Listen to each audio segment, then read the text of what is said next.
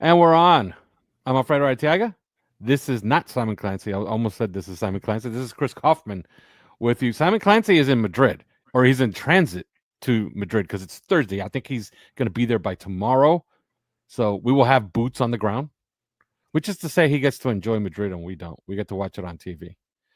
But as always, we're brought to you by 305-800 Pain. And if you've checked the mood, if you're a member of our Discord, by the way, you could take the temperature of Simon Clancy. And I don't know if this is making me feel good about the proceedings or not, but he seems almost optimistic. I'm not used to this too much. So I don't know if this is a good thing or not. So maybe 305-800 Pain is no longer such a great title sponsor, but they will remain our sponsor for the rest of the season. Better Business Bureau accredited with an A+ rating, your car accident personal injury specialist, fast connections with trusted doctors and attorneys, always ready to take your call 24/7. Again, 305-800-PAIN, 305-800-PAIN. You've picked up on Simon's tone today, right? Well, I don't know if I'd call that optimistic. I don't know. He's talking about 8-7. Yeah, but not in an optimistic way. That's insane. He's talking about going 8-7 so that they can break our hearts at the very end and go, I think he said 7-7 and then maybe 8-7, like at a certain point, but then end up, just totally 8-9. It's the Dolphins, right? So we have a saying in the market, the market tends toward the path that produces the most pain for the most amount of people. Yes. And so all these people that are just like perma bears or something like that, that just are waiting. They're always thinking that the market has every reason to go down. The economy is about to go tanking, stuff like that. The market will go up just to make those people angry. And I think the Dolphins do something very similar. They suck when you want them to be good. They win when you want them to get, when you have resigned yourself to them sucking and now you want them to get draft position. And then when they will win to such a degree that they might even end up, quote unquote, in the hunt, at which point they will quickly resume losing again and break your heart for the fourth time of the year, and that's the way they go, and it's just, and I wonder why we're cursed with this sometimes, because you look at the division now. Of course, we've always been dealing with Josh Allen, but now you look at how Drake May is playing in New England. You look at the Jets. I don't know if they're going to get Fernando Mendoza or not, but kind of they're trending that way. They certainly have an entire arsenal of picks in 26 and first round picks, that is, in 26 and 27, 5 of them, I believe, to make something happen in that regard. Are they going to walk out with Mendoza? I don't know. Are they going to walk out with one of the good ones that we're talking about for 27? Maybe that's more likely. I don't know. But here we are. We can't get this contract out of our way with Tua. And sort of the maximum pain thing there is like, yeah, we've convinced ourselves that Tua needs to go because of a talent thing, right? Like it was an injury thing. It was a concussion thing. It was, I still believe that, but now everybody's like, no, he needs to go because of a talent thing. Well, here's what's going to happen. He's going to perform well in some of these games. And then it's like, oh, we don't need to get rid of him. He was just on a shitty team. He was in, like, the offense was going through some bumps, and he's playing better now, and maybe this contract isn't such a bad deal and isn't so awful. Maybe we can get away with playing on it again next year, and then go from there when the guaranteed money dries up, and you have exit ramps, off ramps from that contract if you want to use them. But no, the maximum pain would be for him to turn things around that way, play well, convince people of that, and then get knocked out. And then the concussion issues go back into full view again. That is what I can just about guarantee happens, because it's the only thing that would cause us the absolute most pain. Yeah. Well, that's why I'm for a complete split of the baby and making 2026 to his last year as the bona fide starter, and I would be in that quarterback market for 2026 this coming season. And this season. Yes, this season. Like, and I'm beginning to be more and more sold on Taylor Green. I've told you that already. Mm-hmm. The more I watch him, I keep thinking about his team where he's playing and how he would be perceived if he was on, I don't know, give me a Florida. How about Florida? What if he was the Gators quarterback? Well, the Florida's interesting because, like, you know, I don't feel any more confident there just because they've had bad coaching. Yeah. And you know, they have a good program, but they have bad coaching. You know, Taylor Green's issue in Arkansas is a little bit like complicated, just because you know, he's coached by Bobby Petrino. I think that's solid. I think that's a solid offensive coaching, and, you know, solid for his futures. And I know that Petrino in the past, they're like, oh, a Bobby Petrino guy, you know. No, I don't think that's accurate. I think that's a plus for his NFL future. But it's good. So it's good offensive coaching by Petrino.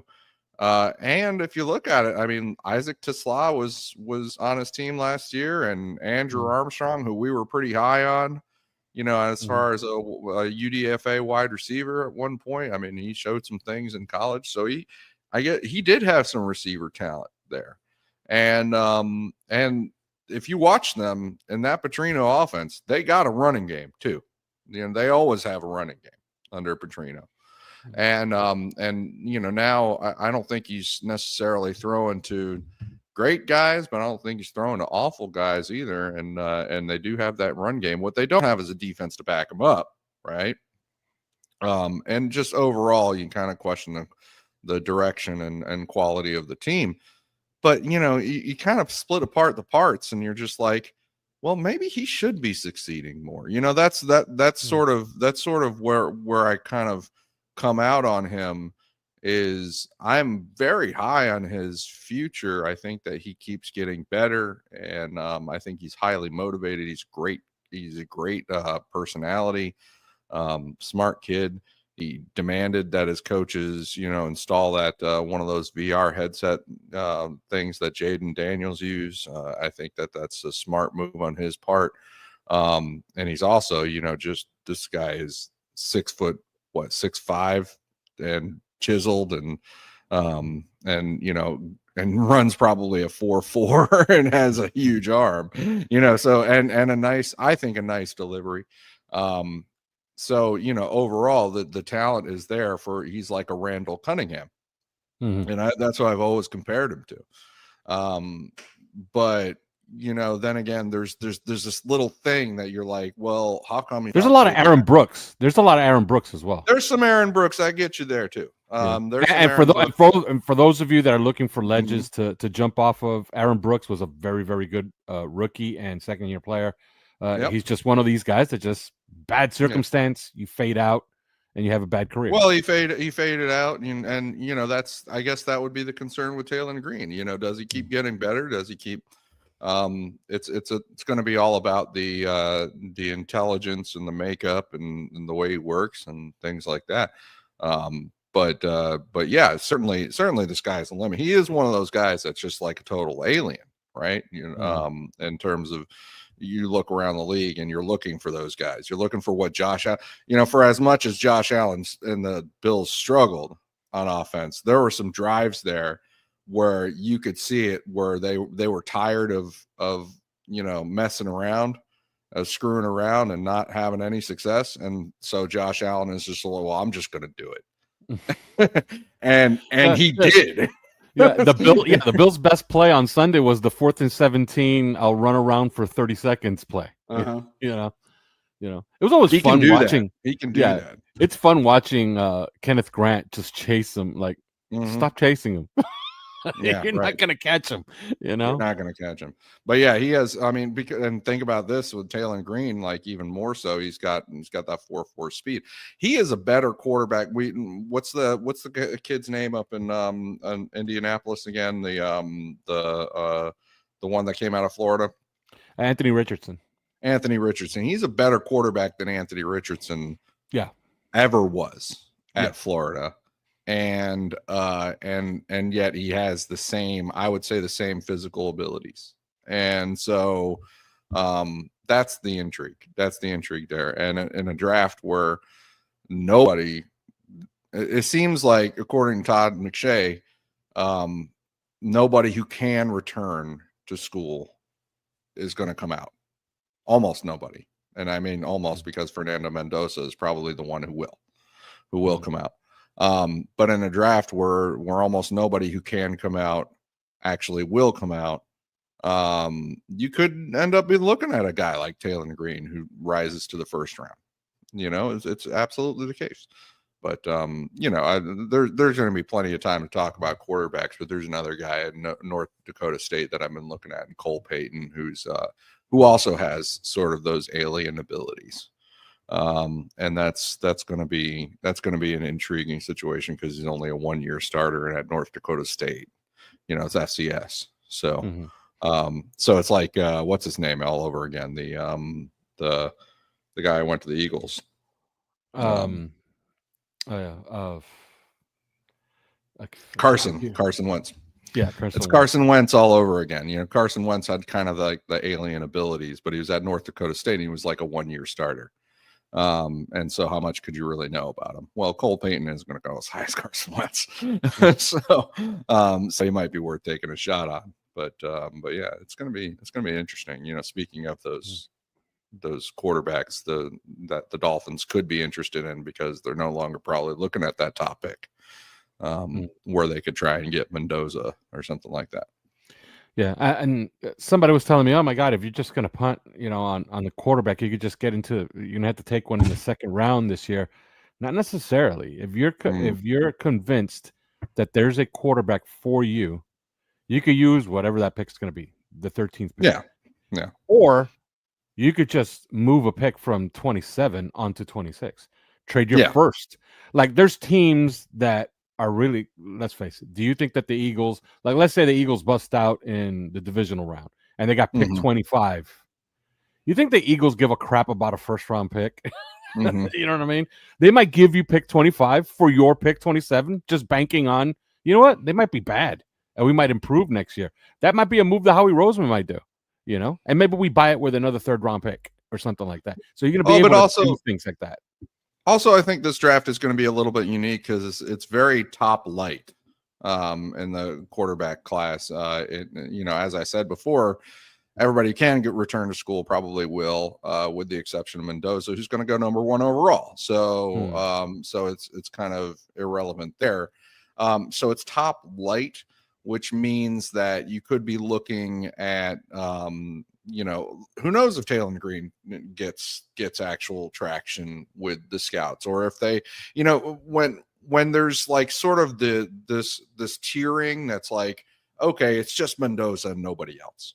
Then sometimes what ends up happening is like, well, nobody is going to touch another quarterback until round 3, at least. Or you know, at most, anyway, I should say.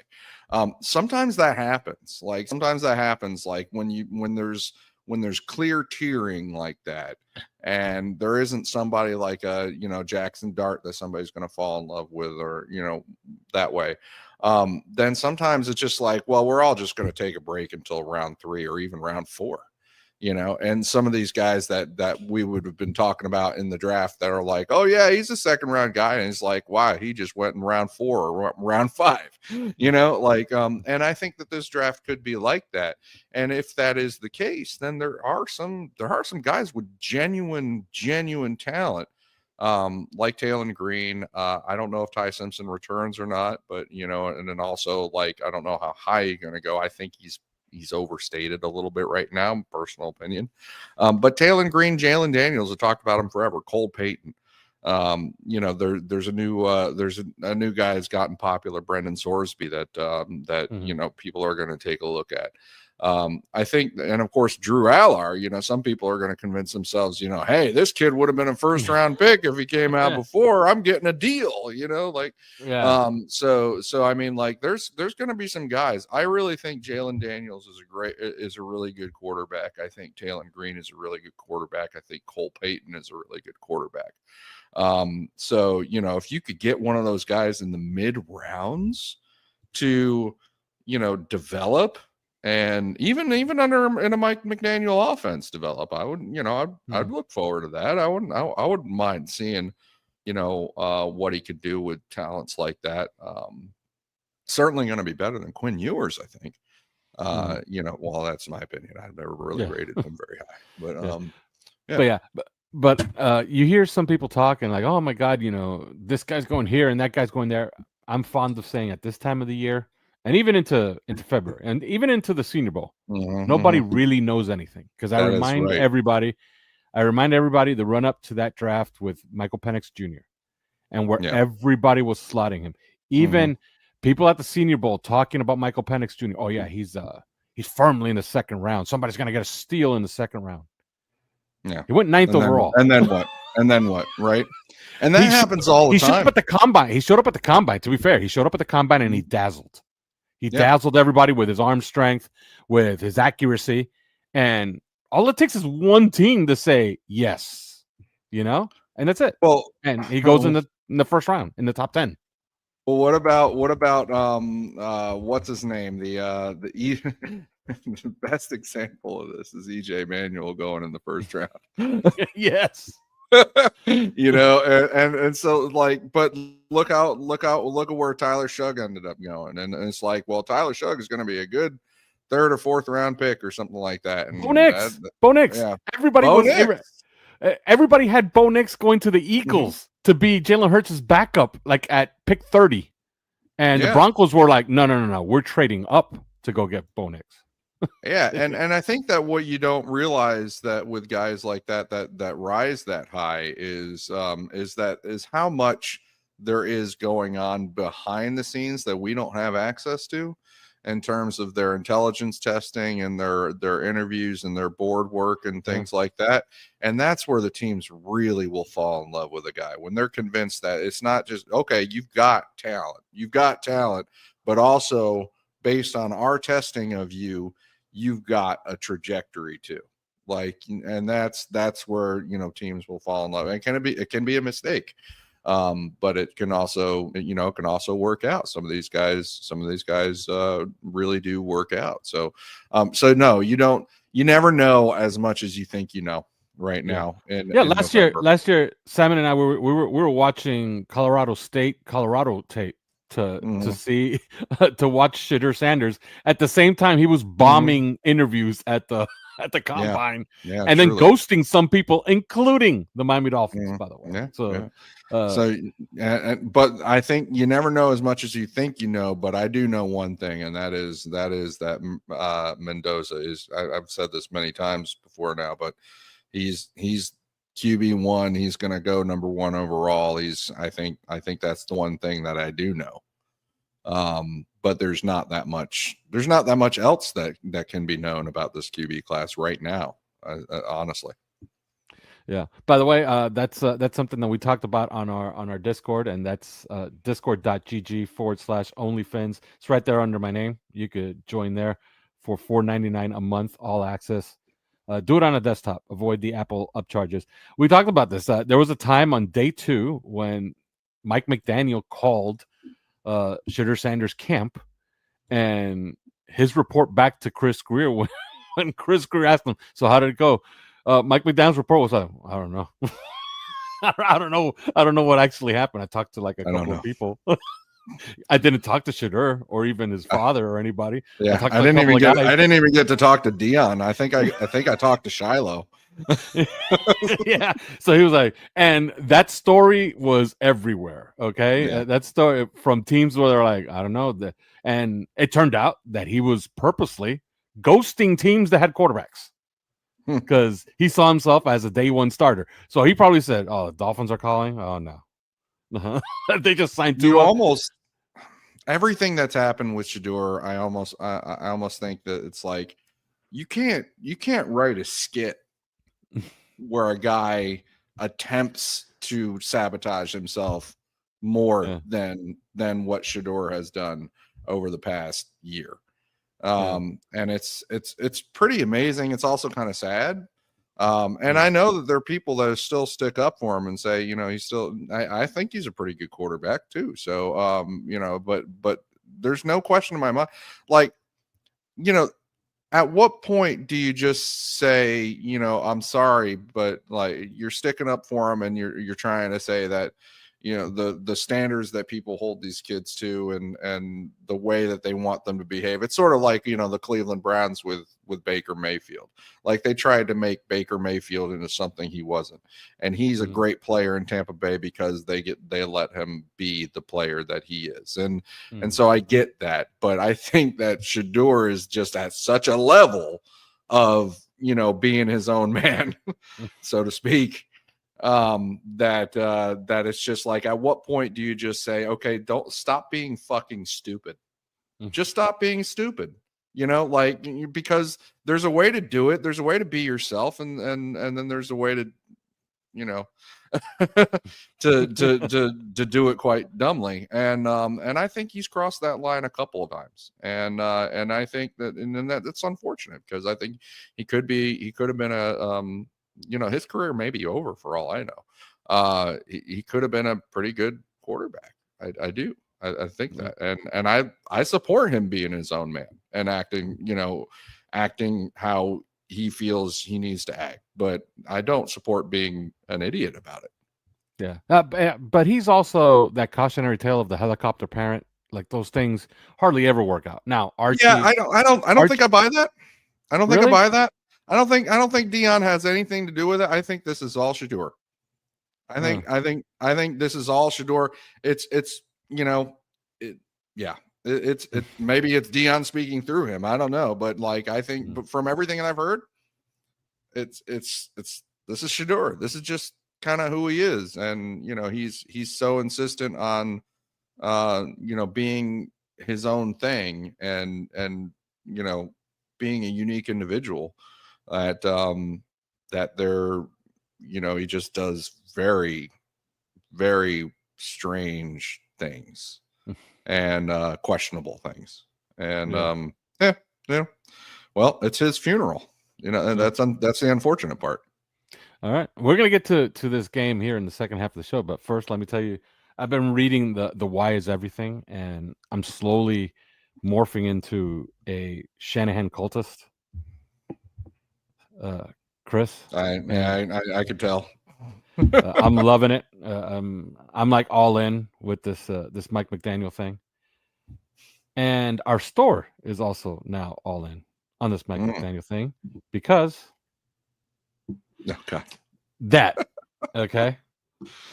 is our store. We've sold a couple of t-shirts. The first day went okay. If every day goes like the first day, this could be our second hit.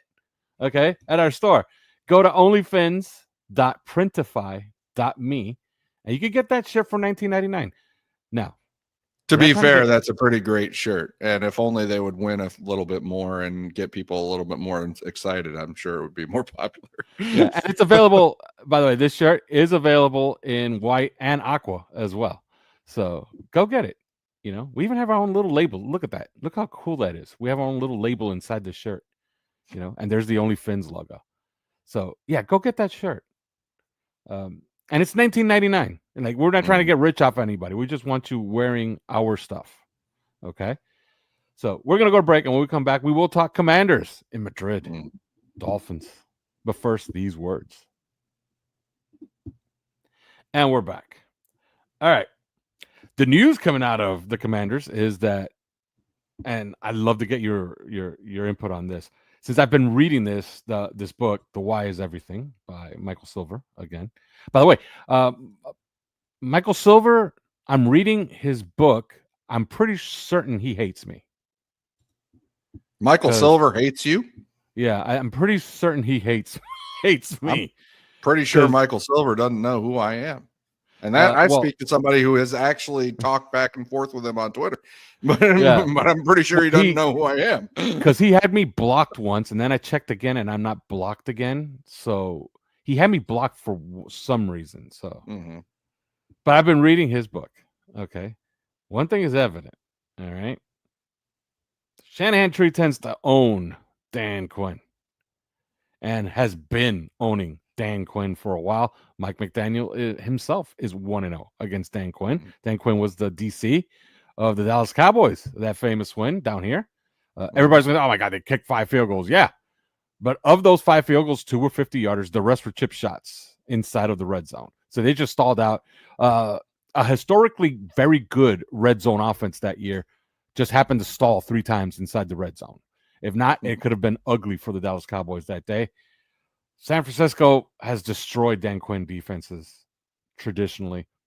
It's mostly cover 3. He is taking over play calling duties. He is. This week for the Commanders. There are some changes that, well, he is the head coach, so he's going to claim a lot of these changes. Mikey Samerstill, who is a very nice player, has moved in the last 3 weeks from the boundary to the slot. You know who's moved from the slot to the boundary now? Oh, no. Yeah, Noah Benogany. So we get to see Noah Benogany out there on that's outside. Go swimmingly. So, yes, I will be watching Jalen Waddle whenever he lines up over, I believe he wears number 9 still. So whenever he lines up over 9, that's going to be something else. Micah Summers still had a great season last year. Not so good this year. You look at the rest of that defense, and we're going to start here when the Dolphins have the football. The rest of that defense, Deron Payne's throwing punches at Amon-Ra St. Brown. He could have helped them, okay? Von Miller, or the corpse of Von Miller. Look at that defense, and what do they really have? I like Mikey Summers still. They have 2 very good inside linebackers, Frankie Louvu, Bobby Wagner. Those guys are studs. They should be good filling and scraping, which means, yeah, we're back to this. We got to get our outside zone run game going. Is that too simplistic, or is that pretty much where we're going with this on Sunday's game?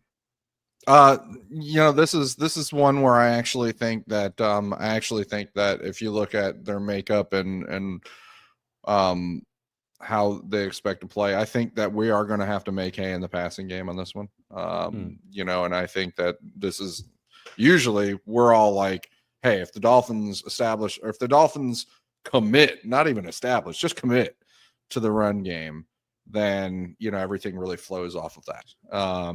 And I do think this time it's not so much going to be that. I think that it's going to have to be, as you suggest, the passing game, taking advantage of that cover 3 in unique ways. And the one thing that, so I remember when they played the Commanders a couple of years ago, and the thing that stood out to me was the easy access that the Commanders defense allows, this in terms of spacing and physicality and stuff like that. I don't think it's like that anymore. So I actually do think that there could be a fair defensive showing in the offing for the Commanders here. I do think that, Dan Quinn taking over the play calling, suddenly, they're going to get a pop out of that. So I don't know that this is going to be a game won on Miami's offense, or with Miami, dominating the ground the way they did last week. I think that it's going to be more about Miami's passing game, and whether, Tua is up to the task, and whether the offense is up to the task traveling overseas. And that's the big question. That's the big two-faced, aspect of the Dolphins, is which offense is going to actually show up today, because they are very different offenses. The one that will show up sometimes and do what they did last week, and the one that will show up to Cleveland and, against Cleveland and, and do whatever that was, and so I think that the one thing that I've pointed out is that Mike McDaniel's history is one where he has not been able to get his team, specifically his offense, ready to play in unusual circumstances. And when I say unusual circumstances, I mean odd starts, night game, early morning game, international travel, West Coast travel, short week, short practice week. Anything that sort of impacts the practice week or the preparation, the offense just tends to show up flat. And I mean real flat. Like the difference in offensive output and efficiency from the normal 1 p.m. 4 p.m. type of Sunday game to anything that involves international travel, West Coast travel, short week, night games, things like that, or cold weather. It's so night and day. It's so night and day. It's like a switch that flips. So he's going to have to prove that that's not a thing, and that may be the case. He can prove that being 6-20 in these special circumstance games versus being 25-12 in the normal Sunday 1 p.m. 4 p.m. games is somehow just a fluke, which it's a small enough sample size that maybe it is a fluke. Which, by the way, you had me do the digging on the against the spread, and it's virtually the same against the spread. So the splits. So I mean, he's going to have to prove something. And considering everything that Miami should have going for it offensively, since we're talking about the offense, but then we'll talk about the defense too. If they do lay an egg in this game, that is a massive data point that's going to say, no, this is not the right coach for you, because this is consistently a problem. They should have won this game. They should have won this game easily, and so we're going to see whether the offense in particular, because that's ground zero. That's ground zero of this two-faced thing. We're going to see if they show up. Yeah, I'm completely with you. We talked about this on our Discord OnlyFans. We went back and forth on it. My contention was that I don't think that the cold weather is a thing, but I do agree with you about irregular circumstances. That is a thing. Cold weather. I mean, cold weather has been a thing under Mike McDaniel, but you're saying it's also been a thing just throughout Miami's history. Yeah, throughout Miami, and I'm talking about from the undefeated team on, and to the point where I was going year for year, checking every single game, even games in October that were anywhere near it could have been cold, to see if it was cold, and I noticed a pattern. Dolphins were putting up big win totals when they weren't going to the cold in November or December. Okay, because when they were going to November or December, that's when they were hitting their skids. In the 70s, in the 80s, in the 90s, and now. Okay, so it really isn't a thing. I think it's a play style thing, because if you think about it, the sample I was looking at was Dan Marino passing offenses, Mike McDaniel passing offenses. What's happening to them? They're losing. Okay, and where's the ground zero of the loss? Because it's not just the whole team lost. It's the offense didn't show up. Yes. Yeah. Although Dan Marino once in a snowstorm threw for over 400 yards and 5 touchdowns. Yeah, I mean that's still lost. Actually, in the studies that I did, it wouldn't be surprising to me if the cold studies even boiled down to less of an offensive disappointment than what we see under Mike McDaniel. What we see under Mike McDaniel is clear offensive disappointment. Yeah, it's clear, a lack of function. Yes. Yeah, lack of function on offense. And when they get into these circumstances, and you can't bust a narrative unless you actually do it. So unless you go out there and you bust it, you could argue that the Buffalo Bills can't beat the Bills thing was a narrative buster, and they just did it last week. So keep going that way and see if you can show people that this isn't If it was a thing, then it's not a thing anymore. That's what you Yeah. got to do. Yeah. And one thing that I have looked in my studies of this, for the last 6 years, favorites have won 66.6% of games. Mm-hmm. Last year was a historic year for favorites. 71.8% of favorites won games. Mm-hmm. Through 10 weeks, 70.8% of favorites. So I don't know if that the betting public is gotten really good at this, at determining, no, you're a loser and you're a winner. You know what I mean? I don't know if Well, I they've don't think gotten it's better at this. the public though, because it's the power ratings and and the the analytics crews that set the lines, you know, and set the lines very early. And yes, they can move because the public will go one way or another, but a lot of times, based on the risk management process, they will allow the public to be completely one-sided on the betting and still not move the line. You Yes. know, and so Yeah, by the way, it's a fact that people took gargantuan baths last week on the Buffalo Bills because the Bills had unusual money line play last week. So I guess there was a lot of people that were like, that was a sucker's bet. yeah, If you ask minus me. 850. Yep. I'll take my $100. Take my 850 bucks. And a lot of those people lost money. So yeah, the casinos actually made money last week because everybody was buying into the Bills. I would have bet, you know, heavily. Remember when the Dolphins beat the Falcons and then turn around and it's like, wait, why are the Ravens favored by so much in the Dolphins' house on a short week, you know, and stuff like that. I would have bet the Ravens on that one. I would have, you know, take that line. That was a deep line.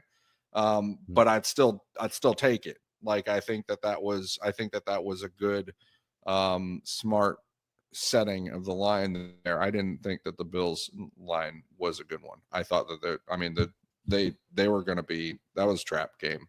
That was, I mean, what better trap game could there be than a division game? No, and it was also like, and I was asked about this, and I said, no, Miami's a great bet in this game.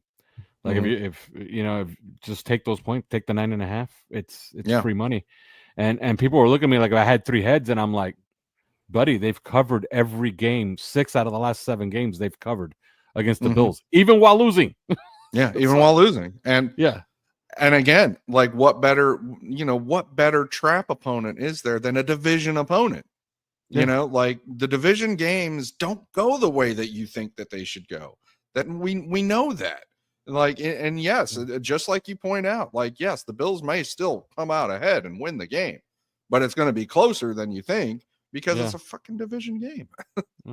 Yeah. Well, Miami is minus 2.5 over the Commanders this week. Yeah, they started at minus 1.5, and I thought that was very curious because they should have everything going for them here.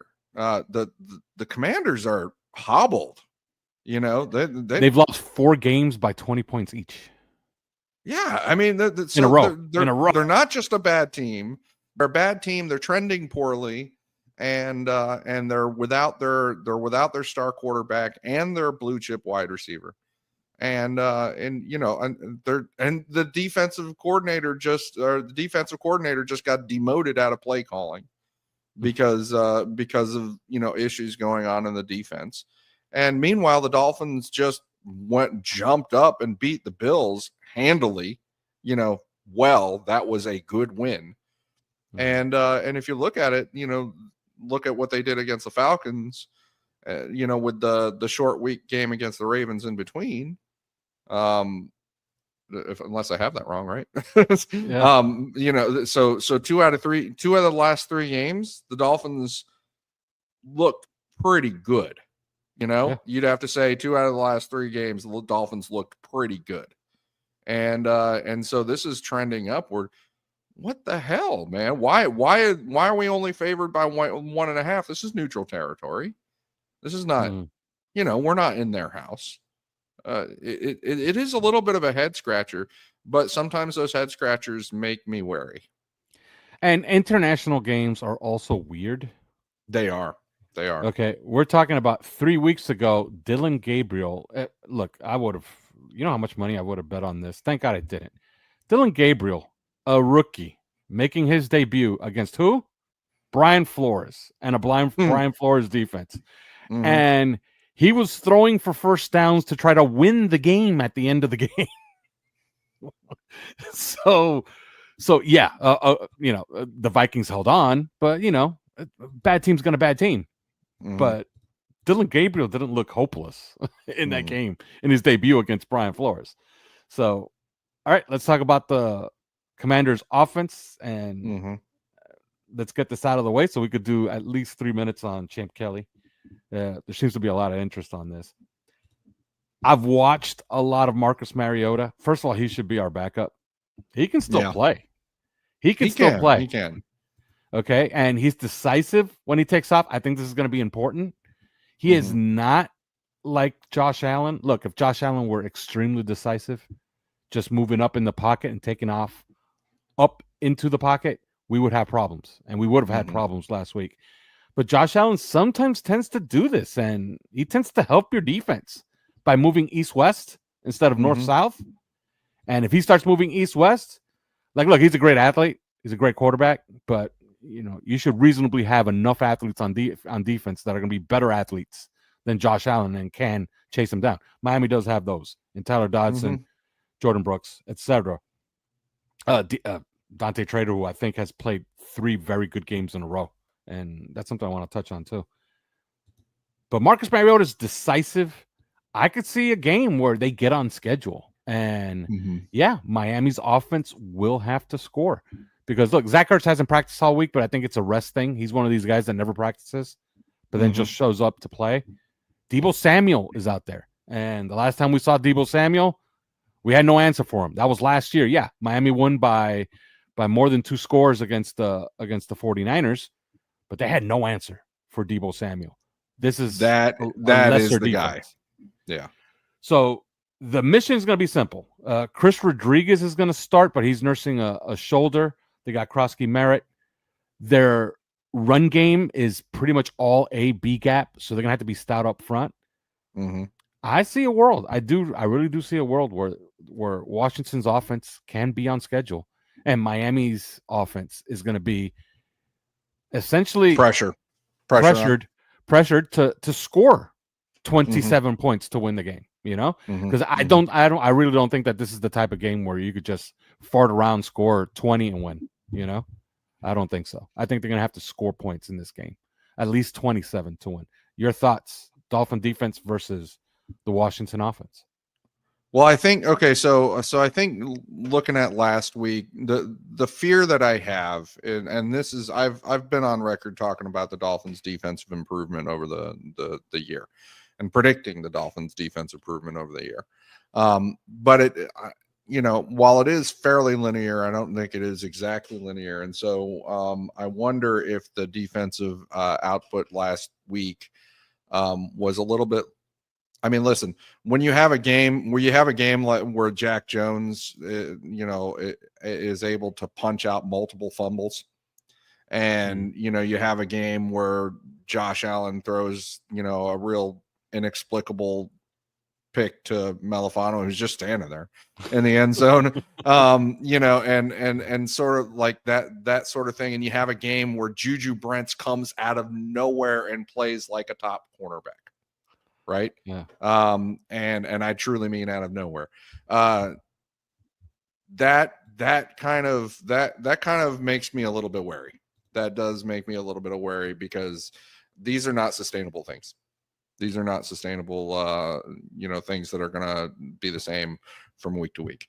And if they don't happen, what would the complexion of that game against the Bills offense look like if they didn't happen? And I think that's a fair question to ask. So I'm a little bit wary. For example, we're all pretty high on what Juju Brents did last week, and he did, like, for the amount of time that he played. Although Anthony Weaver has now confirmed that Rasul Douglas will start. But that's what I was about to bring up. Like, we're all like happy with Juju Brents, but guess what? Rasul Douglas is going to start. Guess who's opposite him? Jack Jones. They're not going to take Jack Jones off the field for Juju Brents, right? They love Jack Jones for whatever reason. And so I think that we're carrying into this week good feelings based on a thing that's not going to happen, which is Juju Brent's locking down a guy like he did Keon Coleman, right? And even so, even with Keon Coleman, I think he's a very unique type of receiver that Juju Brents is built well to handle. And so, I've tried to caution people a little bit on how he plays, because he's going to run into different types of receivers now, not the same type of receiver every week, right? And for all we know, he could get torched. We don't know, but he's not even going to have the opportunity to get torched because the man's probably not going to play as much. He's just going to be Rasul Douglas and Jack Jones, with Minkah Fitzpatrick probably in the slot. The other thing is how much of an F around find out are we going to, are the coaching staff on the defensive side going to get themselves into, where they start, something that they started to do in this last game was they started to work Jason Marshall back in the slot. And they, giving Minkah Fitzpatrick, I know that Minkah wants to play safety. Giving Minkah Fitzpatrick the ability to go back and play safety. And what we said we talked about it already is, Minkah Fitzpatrick has lit up and been a force for this defense, a force for good change on this defense because he was put back in the slot. But, if they start to experiment more, because they're in young guy experimentation mode right now. But when you go into young guy experimentation mode, sometimes you're going to step on a landmine. And that's what I'm worried about. That's what I'm worried about with the Dolphins defense.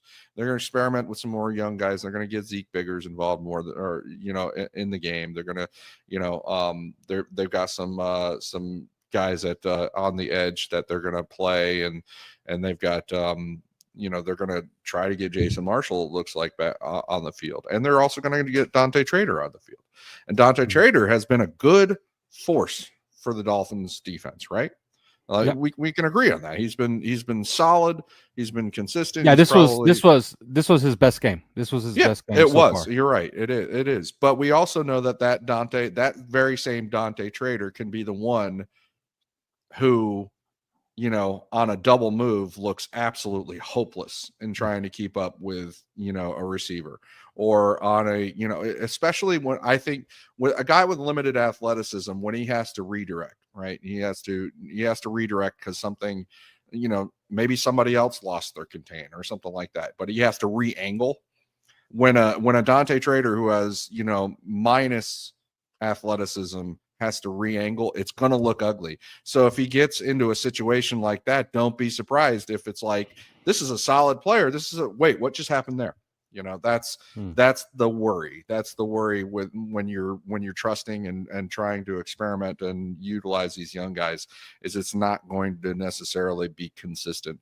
So that's the concern there, is if they think that they're going to get the same defensive performance as they did last week, they might have something else coming. And, if Mariota is playing pretty well, then maybe he could take advantage of them. I'm not sure that he will, though, because I'm not sure that he has the receiver talent. But the one guy that I would watch out for is Deebo Samuel.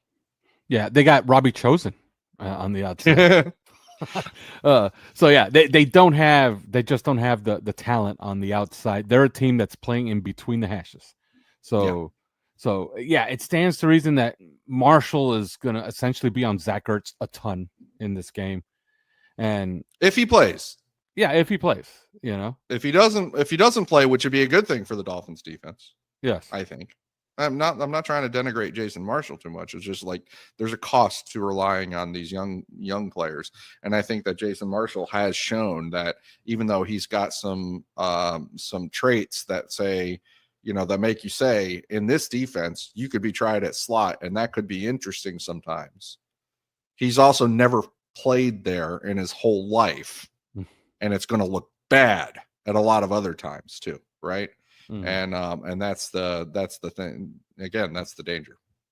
Last thing on this game, Chop Robinson out of the protocol, will play on Sunday. Do you think that he'll turn? Look, it's been concussions, a knee issue, Remember, he had a bad knee injury in training camp, then re-aggravated it in a game, and then took a cheap shot against the Patriots. So he's been dealing with that knee all season long, and then he gets in concussion. So it's been a rough year. It has. But the impediment of having Jalen Phillips around, and good God, he looked good against the Packers. Yeah, didn't he? But that impediment is gone.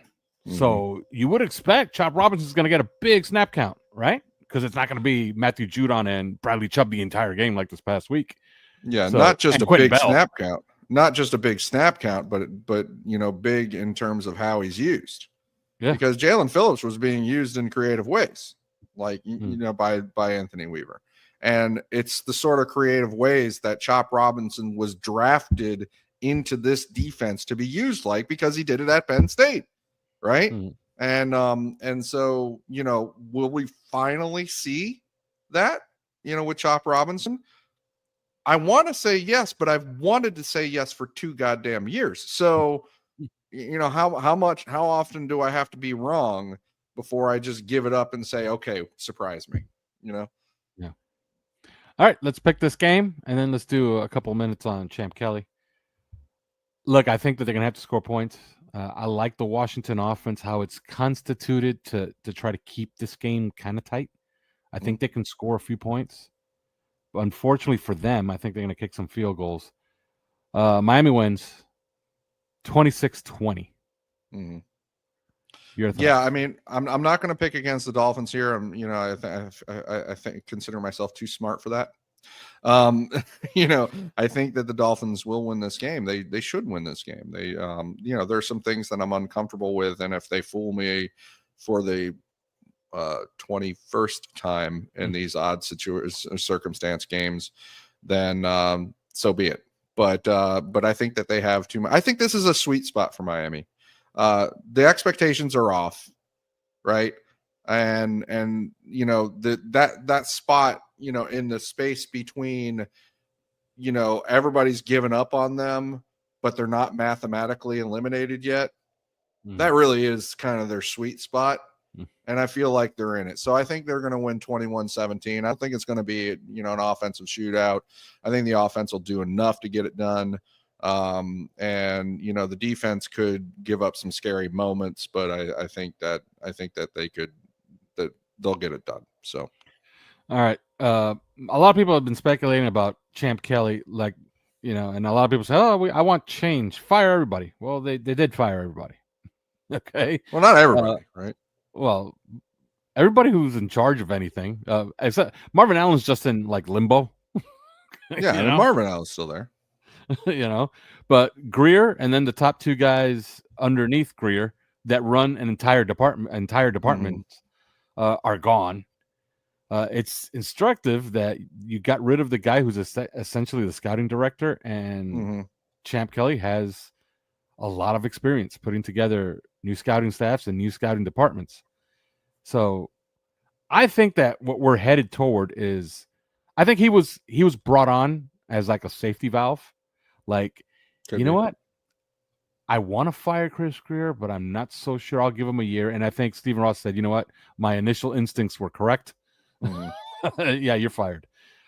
I think that they're going to bring in somebody to essentially oversee the whole operation and I guess call the balls and strikes for Stephen Ross and let Stephen Ross know, somebody that he can trust. Let Stephen Ross know who is actually bullshitting him. Because Stephen Ross, let's face it, Stephen Ross gets into a room with any of these guys, they're going to dazzle the hell out of him. The only thing that Stephen Ross is going to know about is the wins and losses. He knows the box score. But football, these guys can just, you know, they're going to run circles around him. I think he's going to hire somebody to oversee the whole operation. And I think Champ Kelly will be the general manager. Well, of course, he's going to have to hire new people underneath him because he needs a new pro personnel guy and he needs a scouting director. And of course, when you bring in a scouting director, they tend to fire every single regional scout. And usually when you fire the regional scouts, the scouts start looking for jobs. So you're probably going to have to start hiring maybe 20 people in the offseason. So it's going to be a big job. Do you see it the same way I do? I think that Champ Kelly's fortunes are completely tied to Mike McDaniel, without question. I don't know that there's a scenario where Champ Kelly is the general manager of the Dolphins in 2026 without, and Mike McDaniel is not the head coach. I think that they are huddling together right now, and they're going to present a unified front and case to Stephen Ross to have change without change,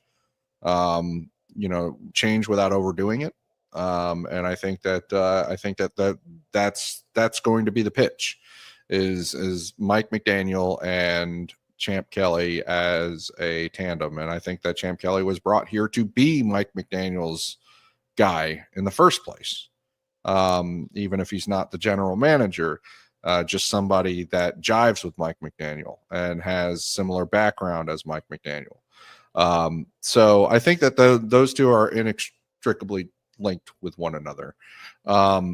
Will Champ get the job? Again, that's gonna depend on, will Mike McDaniel keep the job? So every win brings them one step closer toward those two functioning as a pair. Every loss brings them one step further away from, it could result in, the loss of steam for that argument, or also even a fracture of this temporary alliance between Champ Kelly and Mike McDaniel. So I think that, he was clearly brought in. He had some background already with the Shanahan cult, we call it. Oh, Mike Shanahan recommended him for the job in Denver as a pro personnel assistant. So yeah, and so I think that he actually owns a Super Bowl ring, by the way. You know that Champ Kelly owns a Super Bowl ring. Oh, nice. Well, I think that, so I think that this is what he was brought here, and if it works out, then that's probably the plan. And the firing, though, of three of the longest tenured personnel people in Miami's front office, which be Chris Greer. How long has he been here, right? As well as Anthony Hunt and Adam Groff. How long have they been here? Decades, multiple decades, all of them, right?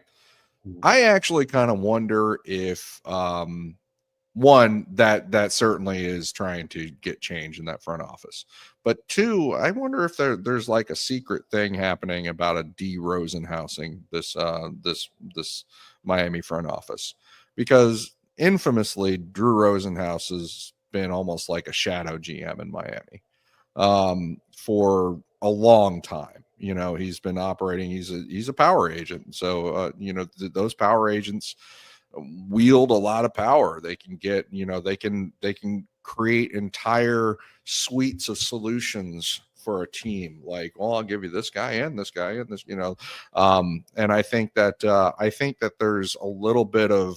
there could be a little bit of being sick of him.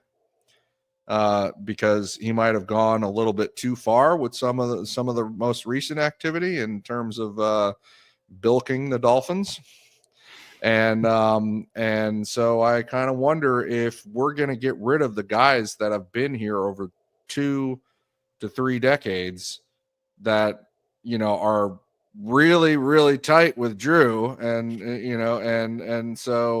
we're just gonna move on here, and he's just gonna be another agent. Who's been here for 2 or 3 decades as well? Who? Drew.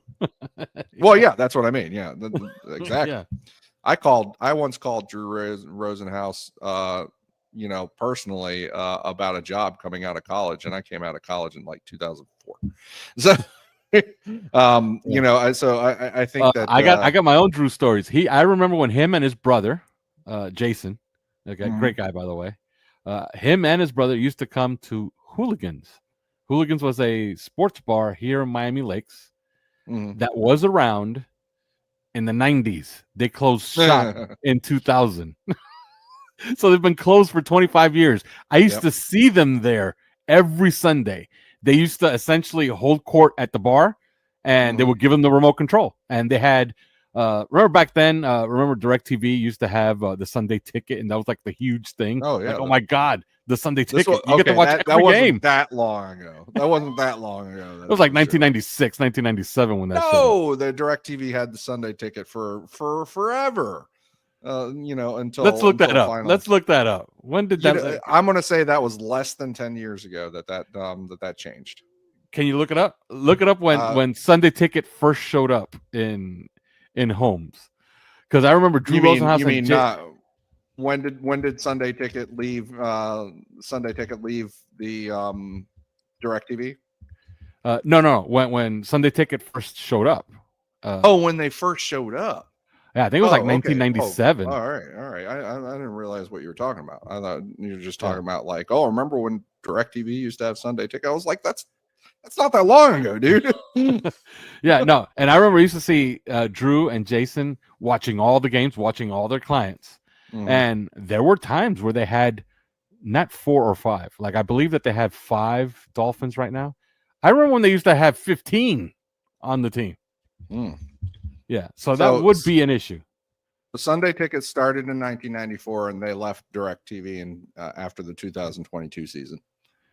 Nice. So 1994. So it was like 6 years, a little less than that. Like 5 years when they were holding court at Hooligans in Miami Lakes. By the way, I'm just speculating completely off the wall about the Rosenhaus thing. And if Rosenhaus hears about this and takes offense, I'm sorry. But I just think that some of the latest shenanigans that happened, particularly with Tyreek Hill and with Drew Rosenhaus, it might have been you might have made an enemy in Steve Ross. I'm not sure, but yeah. By the way, Tyreek Hill has already started his rehab. He says he is going to play next season. Good luck. You're probably going to do it somewhere else. I wonder where. Yeah. It's not going to be Miami. All right. We're going to call it right here. We went a little long, but we gave you a lot to talk about. Again, go get this shirt. All right. Go to onlyfans.printify.me. Go buy thousands of these things. Okay. Yeah. Thousands of them. And of course, if you want to talk to us and you want to talk to like-minded Dolphin fans, over 2,000 of them, go to discord.gg/onlyfins. Right there. It's under my name. And I always put a link in every single one of our promotions on Twitter and elsewhere, wherever you get your podcast, wherever you're listening to this, just click under. There will be links to both things, the store and our Discord. Remember, do it on a desktop. Avoid the Apple upcharges. All right, that's it. There is no more. We will talk to you on Monday with results from this game in Madrid. But till then.